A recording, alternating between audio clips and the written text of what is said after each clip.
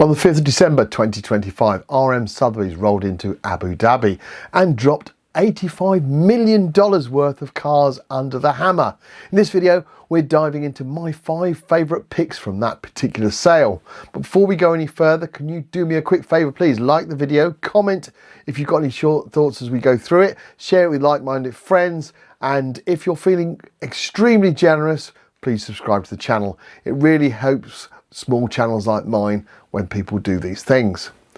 This was RM Sothebys' Abu Dhabi sale, part of their first ever Abu Dhabi Collectors Week, a new global gathering for serious collectors across cars, art, jewellery, watches and real estate.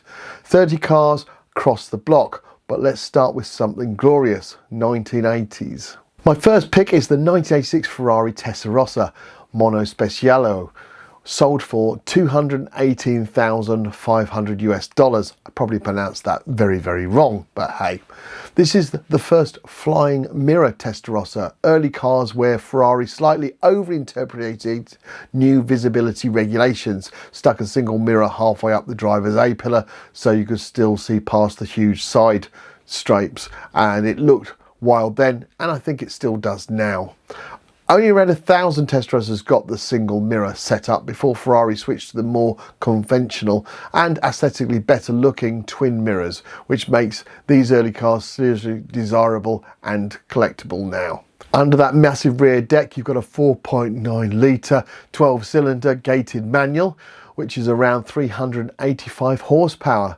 All the poster car drama you could want. This particular car was originally delivered new in France. It's finished in Rosso Corsa over beige leather, that classic Testarossa look. This example has been on a static display in the Middle East and now needs recommissioning before you could actually go full Miami Vice with it. Next up, from the 80s excess to surgically perfect resto mod, the 1991 Porsche 911 reimagined by Singer, Abu Dhabi commission. Hammer price $1,073,750 US. Singer takes a 964 generation 911 and spends over 4,000 hours re-engineering it. Carbon bodywork, total rebuild engine, hand finished interiors. Their classic services order book has been closed for years now, so every car that comes up is a seriously big deal. This one's finished in delicate blue with subtle side stripes and nickel plated bright work. Inside you get a saddle sand leather interior with beautiful woven inserts and cabin full of jewellery grade details. Even the wooden gear knob nods to the old 917 Porsche racers. Crucially, it's spec'd with the optional 4 litre flat 6 delivering around 390 horsepower, feeding through a 6-speed manual and limited slip diff. Underneath you've got an adjustable suspension and big Brembo brakes with carbon ceramic discs, so it drives seriously as good as it looks. There's also over $200,000 worth of options on this particular build. Everything from a roll bar to relocated fuel and oil filters has been obsessively thought throughout. It's basically a greatest hits album of Singer tracks. Car number 3 is a Ferrari's hybrid halo car. The 2014 LaFerrari sold here for $3,380,000 US. This one came from the Prancing Icons collection, shown just with 3,701 kilometres. It's finished in classic Rosso Corsa with black wheels and yellow calipers. Basically the spec you choose your bedroom wall poster.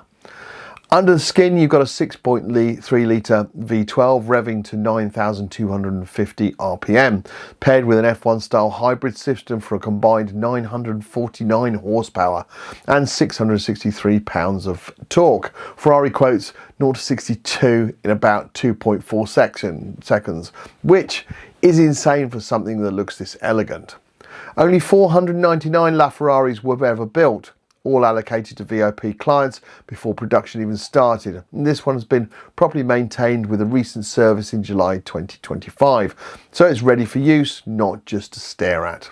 Before we meet the undisputed star of the show, we have a car that might be the last great analog hypercar.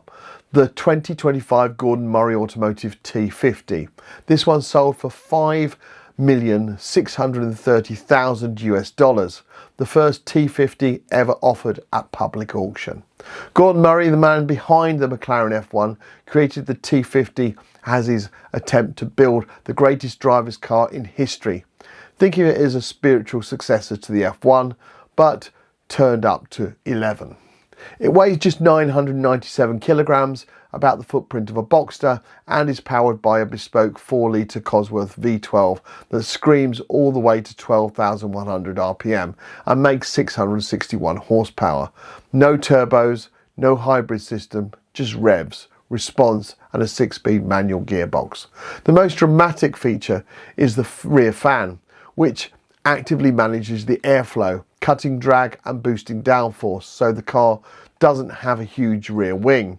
Inside, you've got the iconic 3-seat layout with a central driving position, and this car comes in Harrier grey with charcoal and matrix orange interior.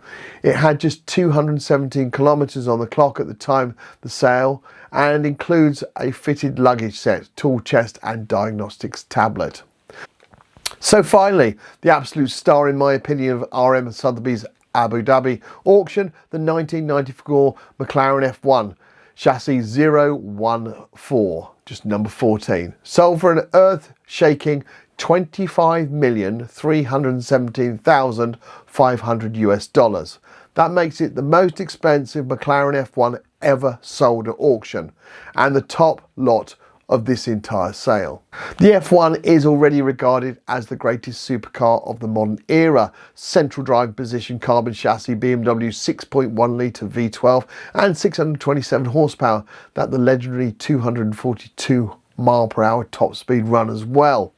This particular car has some wild history. It was the 14th of just 64 road spec F1s, delivered new in titanium yellow to the Brunei royal family. Later in 2007, it went back to McLaren in Woking for a full rebuild. Repainted in ibis white, fitted with the factory high downforce kit, fixed rear wing, GTR style front bumper and splitter. Upgraded to an LM Beck interior with more exposed carbon and more hardcore driver's seat. Only a tiny handful of F1s have this package from McLaren, which makes this car extremely special even by F1 standards. It's been properly used too, around 13,700 miles, and maintained with big ticket services including an engine out refresh, a fuel cell replacement, so it's not some museum piece that's never turned its wheel. At 25.3 million, is this the ultimate blue chip modern supercar buy, or has the world just gone completely mad?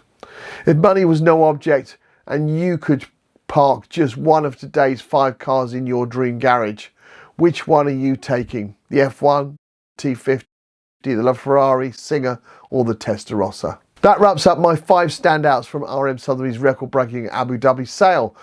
This most successful collector auction ever, held in the Middle East, with over $85 million in cars sold and bidders from all around the world. Don't forget to like and subscribe, share this with like-minded friends, and if you do feel really generous, do hit the subscribe button. Hope you found the video interesting. Maybe a tiny bit dangerous for your fantasy garage, but thanks for watching. Until the next video, JP out.